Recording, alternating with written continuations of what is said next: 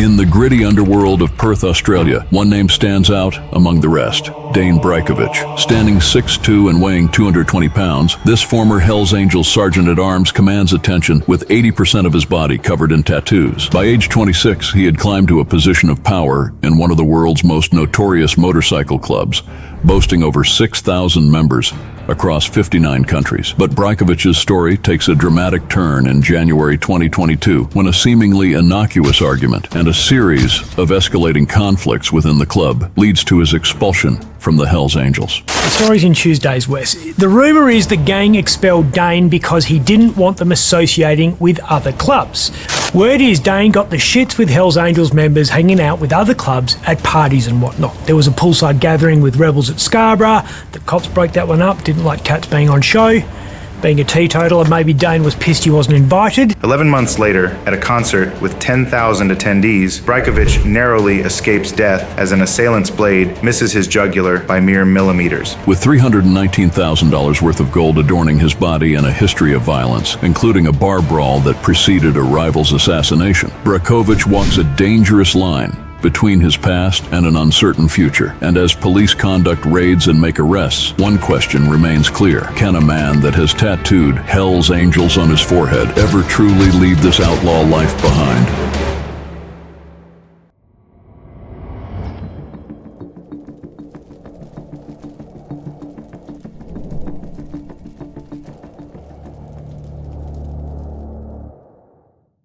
Dayne Brajkovich, a name that echoes through the streets of Perth, striking fear into the hearts of many. Born in 1979, Dayne grew up in the rough suburbs of Western Australia's capital. From an early age, he was exposed to the allure of the bikie lifestyle, a world that promised brotherhood, power, and respect. A lot of that life is straight out of the bikie playbook.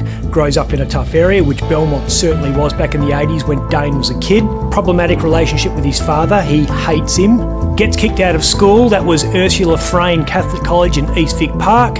Falls in with the wrong crowd. In Dayne's case, that was a bloke called Tristan Albury, one of Australia's great psychopaths. As a teenager, Dayne found himself drawn to motorcycles. The roar of engines, the rush of wind, the promise of freedom on two wheels. It all called to him like a siren song. But for a young man with ambition burning in his veins, the thrill of riding wasn't enough. Dayne craved more. He wanted to belong to something bigger, something feared and respected. Enter the Hells Angels. With over 6,000 members across 59 countries, the Hells Angels weren't just any motorcycle club. They were legends, outlaws, a brotherhood forged in chrome and leather. For Dayne, it was everything he'd ever wanted. But joining the infamous club wasn't a walk in the park. The Hells Angels don't just let anyone in. You have to prove yourself, show your worth, demonstrate your loyalty, and prove himself. Dayne did. Standing at an imposing 6'2" and weighing in at a solid 220 lbs, Dayne had the physical presence to back up his ambitions. But it wasn't just his size that caught the eye of the Hells Angels leadership. It was his unwavering loyalty, his ruthless reputation, and his willingness to do whatever it took to protect the club's interests. Dayne climbed the ranks faster than anyone could have predicted. By 2005, at the young age of 26, he had achieved what many spend a lifetime pursuing. Dayne Brajkovich became the Sergeant-at-Arms of the Perth chapter of the Hells Angels. It was a position of power, of respect, and of fear. As Sergeant-at-Arms, Dayne was the enforcer, the muscle. He was the guy you didn't want to cross, the one who made sure everyone towed the line. He embraced the role with a fervor that both impressed and terrified those around him. He became known for his ability to instill fear in enemies, his ruthless efficiency in dealing with threats to the club. But Dayne wasn't just muscle. He was smart, calculating, always thinking 3 steps ahead. He understood the delicate balance of power in the bikie world, the importance of alliances, and the danger of betrayal. Under his watch, the Perth chapter of the Hells Angels flourished, expanding its influence and tightening its grip on the city's underworld. As his power grew, so did Dayne's reputation. He became known for his extensive tattoos, which covered 80% of his body. Each piece of ink told a story of battles fought, of loyalty sworn, of a life lived on the edge. His body became a canvas, a testament to his dedication to the Hells Angels and the outlaw lifestyle. But there was more to Dayne than just ink and muscle. Behind those tattooed eyes lay a sharp mind, always calculating, always planning. What drove this man to such extremes? What secrets lay beneath that tough exterior? As Dayne's star continued to rise in the Hells Angels, those questions would soon be answered in ways that no one, not even Dayne himself, could have anticipated.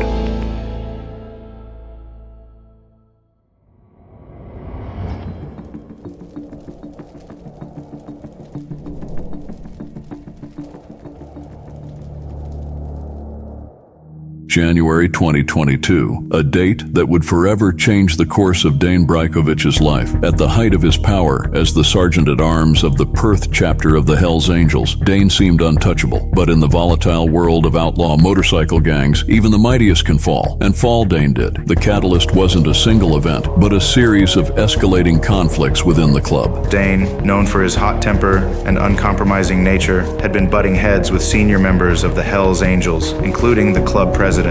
The exact details of these arguments remain shrouded in the typical secrecy of beaky gangs, but sources close to the club spoke of growing tensions and power struggles. One particular point of contention was Dayne's disapproval of some Hells Angels members partying with bikies from rival gangs. The story's in Tuesday's West. The rumour is the gang expelled Dayne because he didn't want them associating with other clubs, which is weird because a year ago Dayne had no problem with this happening. That's him at the funeral of Club Dero member Robert Bubba Walker. Dayne paid his respects shoulder to shoulder with coffin cheaters, gypsy jokers, outlaws, nomads and God's garbage members. Reports suggested that some angels had attended a birthday party for a rebels bikie and were seen with members of the Gypsy Jokers at another event. Word is Dayne got the shits with Hells Angels members hanging out with other clubs at parties and whatnot. There was a poolside gathering with rebels at Scarborough. The cops broke that one up, didn't like cats being on show. Being a teetotaler, maybe Dayne was pissed he wasn't invited. For Dayne, this was a betrayal of club loyalty, a line that shouldn't be crossed. The situation came to a head during a heated confrontation at the clubhouse. Witnesses described a scene of chaos as Dayne, his face contorted with rage, squared off against Hells Angels Perth president Nick Martin. Words were exchanged, threats made, and then violence erupted. In the melee, Dayne was reportedly punched, a physical assault that marked the final straw in his relationship with the club. The fallout was swift and merciless. Dayne Brajkovich, once the feared enforcer of the Perth chapter, was unceremoniously expelled from the Hells Angels. Just like that, everything he had worked for, everything he had built his identity around, was stripped away. Dayne Brajkovich, bikie enforcer, Muay Thai champion, basketball fan, Shields jewellery enthusiast, current affairs thought leader, and fashion tragic.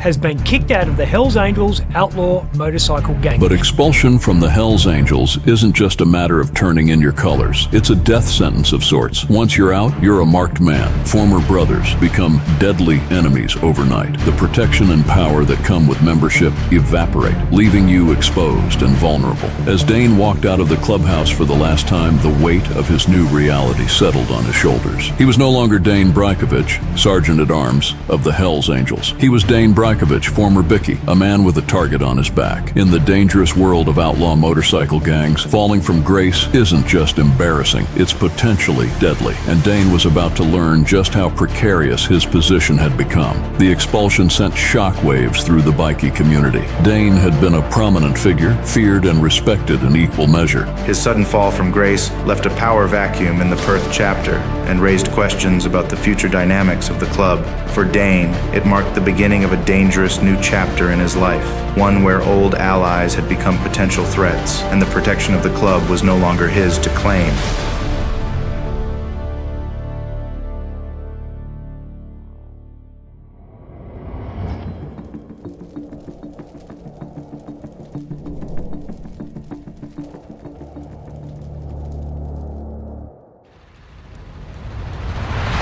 Fast forward to December 2023. The setting, Perth's Kings Park and Botanical Garden, a sprawling urban oasis usually known for its tranquil beauty. But on this night, it was anything but tranquil. The Ministry of Sound classical electronic dance music concert had drawn a crowd of 10,000 revelers, the air thick with the pulse of bass and the energy of the masses. Among the sea of faces was one that stood out, Dayne Brajkovich. Nearly 2 years had passed since his explosive exit from the Hells Angels, but the former sergeant-at-arms still cut an imposing figure.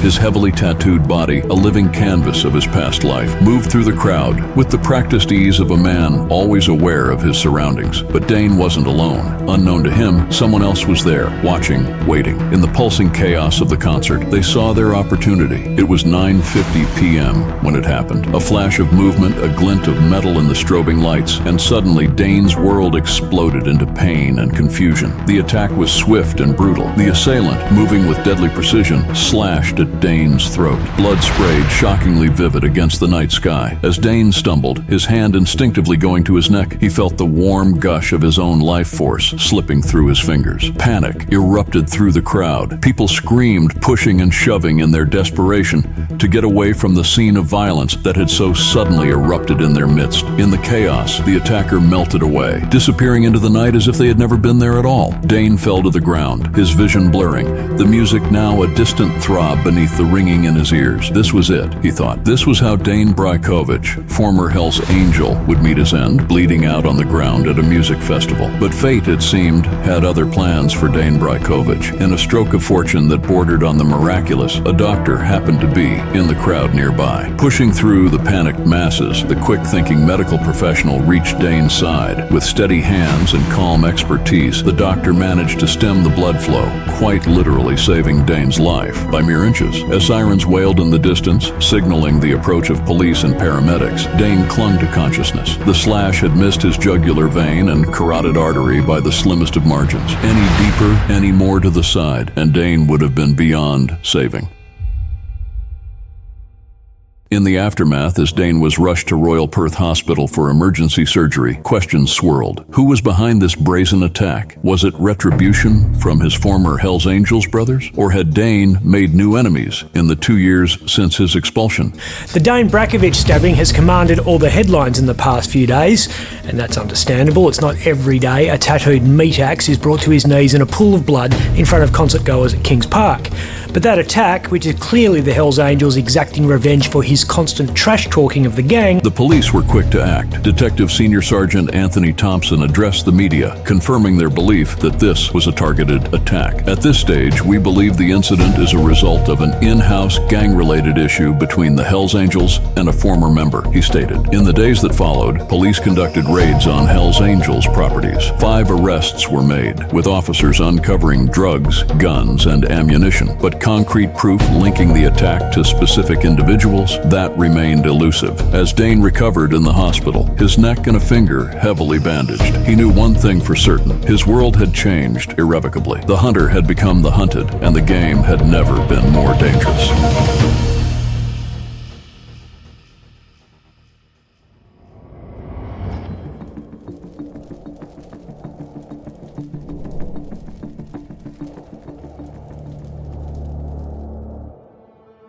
The scene outside Royal Perth Hospital was a media circus. Journalists and camera crews jostled for position, their lenses trained on the hospital entrance. They were all waiting for one man, Dayne Brajkovich. When he finally emerged, his neck wrapped in a large dressing, a heavily bandaged finger, a testament to his desperate attempt to defend himself. The crowd surged forward. Questions flew thick and fast. Dayne, who do you think was behind the attack? Are you afraid for your life? Will you seek revenge? But Dayne, true to form, remained cool as ice. His face, a canvas of intricate tattoos, betrayed no emotion as he made his way through the throng. When he did speak, his words were as cryptic as they were shocking. I asked for it, I got it, that's the game, he told reporters, his voice steady despite the ordeal he'd just been through. The statement left everyone wondering, what exactly had Dayne asked for? A knife to the throat? Or was there something deeper, something we don't know about the complex world of bicky politics and revenge? As Dayne and his wife Jacinta climbed into their waiting vehicle, a police detail fell in behind them. Detective Senior Sergeant Thompson had made it clear they had ongoing concern for his safety. The message was clear. The danger was far from over. In the days that followed, speculation ran rife. The police were certain it was a gangland hit, payback for some unknown transgression. Police believe the notorious bikie was targeted by members of his former gang, the Hells Angels. But Dayne wasn't talking, not really. He responded to further questions with shrugs and vague statements, revealing everything and nothing at the same time. Behind those tattooed eyes, what was Dayne really thinking? What did he know that he wasn't sharing? One thing was clear. Dayne's enemies were out there, waiting and watching. In his world, mistakes could be fatal, and Dayne had to tread carefully, very carefully. But was he worried? He didn't seem to be. Or was it all an act, a show of bravado for the cameras and his enemies alike? Only Dayne knew for sure, and he wasn't telling, at least not yet. The attack had thrust Dayne back into the spotlight, reminding everyone of his notorious past, brought back memories of another violent violent incident, the bar brawl with Rebels Bicky kingpin Nick Martin in November 2020. CCTV footage had captured that altercation, showing Dayne unleashing a flurry of punches on Martin. At the time, Dayne had been fined a mere $800 for the incident, pocket change for a man of his means. But the consequences reached much further than anyone could have imagined. Just 2 weeks after the bar fight, Nick Martin was dead, taken out by a sniper at the Perth Motorplex in Kwinana Beach. Nick Martin's murder was a very public one. He was shot from long range while watching drag races with his family at the crowded Kwinana Motorplex. While Dayne was never charged in connection with Martin's death, questions lingered. Big questions, dangerous questions, questions that remained unanswered to this day. As Dayne recovered from the attack, these past events cast a long shadow. The world of outlaw motorcycle gangs was closing in around him, a web of violence, revenge, and unspoken rules. Dayne had survived, this time, but in a world where today's brother could be tomorrow's executioner, how long could his luck hold out? The game, as Dayne had said, was still on, and it was deadlier than ever.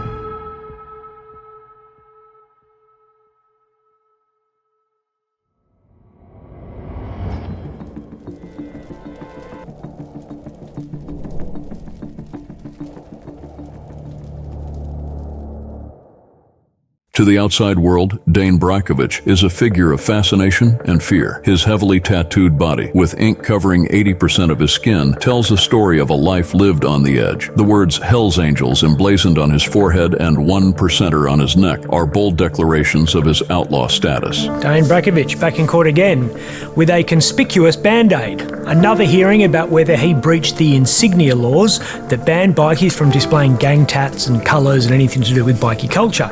You'd think that was an open and shut case.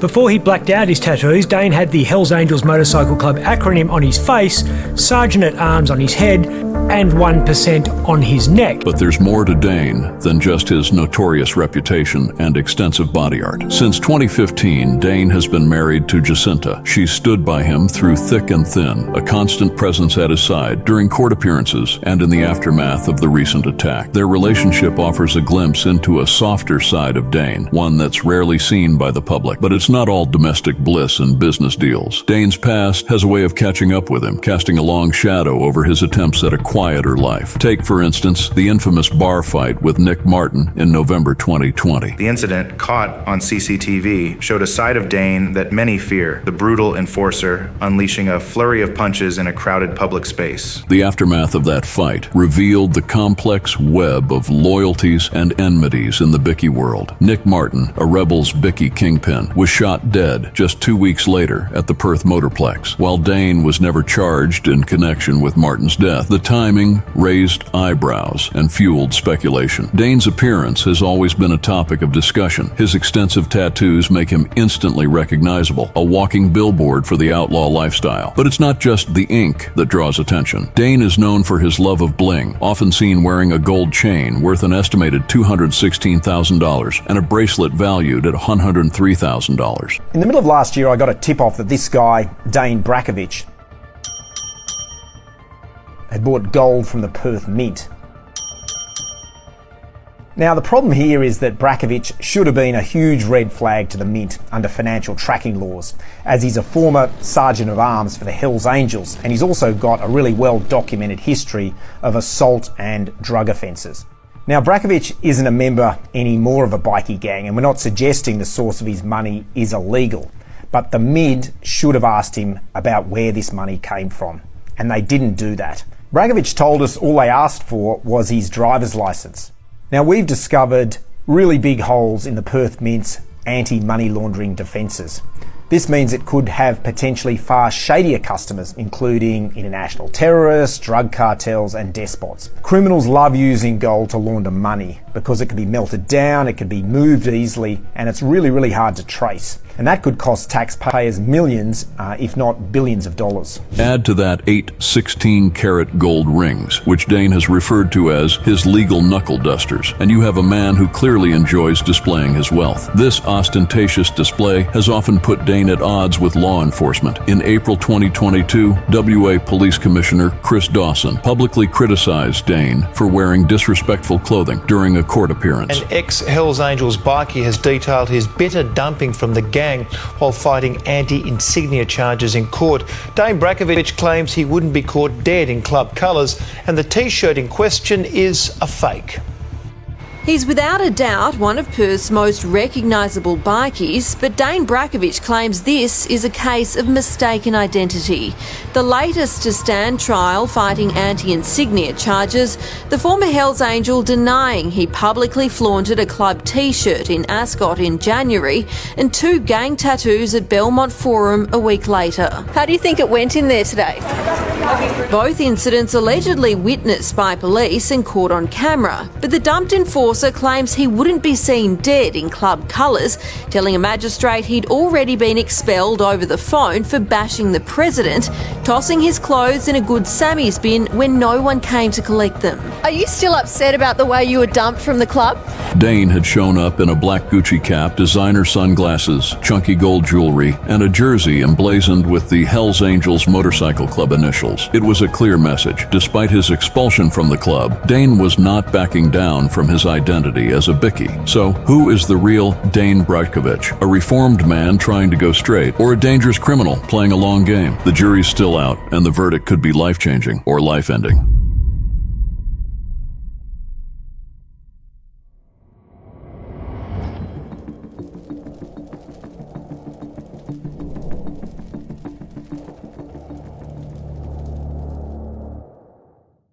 What does the future hold for Dayne Brajkovich? It's the million-dollar question, and one that even Dayne might not have the answer to. He claims he's out of the game now. No more gangs, just property management and a quiet life. But in the world of outlaw motorcycle gangs, can you ever really leave? The bikie world has a long memory and little forgiveness. Enemies lurk in the shadows, waiting and planning. Dayne knows this all too well, always looking over his shoulder, always ready for the next threat. Will his past finally catch up with him? Probably. The real questions are when and how. But if there's one thing we know about Dayne Brajkovich, it's that he's tough, a survivor, a fighter. He's beaten the odds before, cheated death more than once. Can he do it again? Only time will tell. In the meantime, Dayne lives, breathes, and watches, because in his world, it's never over, not by a long shot. So keep your eyes open and your ears to the ground, because Dayne Brajkovich's story is far from over, and the next chapter, it could be explosive, very explosive. Stay tuned, folks. Stay very tuned.